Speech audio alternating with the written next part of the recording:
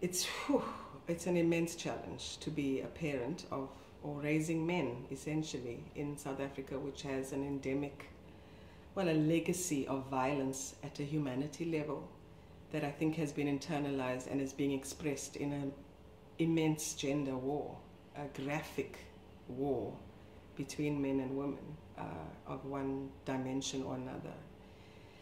So I think my greatest challenge as a mother and as a woman is to, and even as a black woman more specifically, is to hopefully reflect to my sons other dimensions to the ways they can be in the world, but also empower them with at least a questioning of the projected ideas of how things are simply done or not even questioned.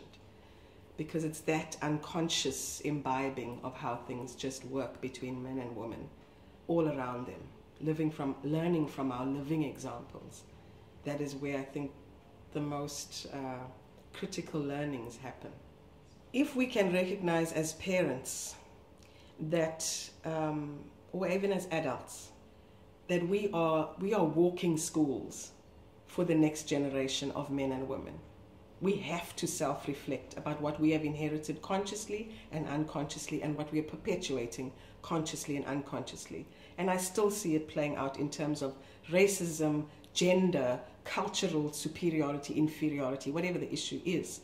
We are passing on stuff that we need to be alert about and selective and conscious about in our lived experience and teaching.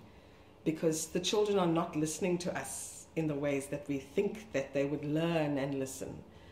They are overwhelmed by other sources of information and guidance. So where does your voice fit in that, as a woman, as a mother, as a parent, as a father, as a male in South Africa?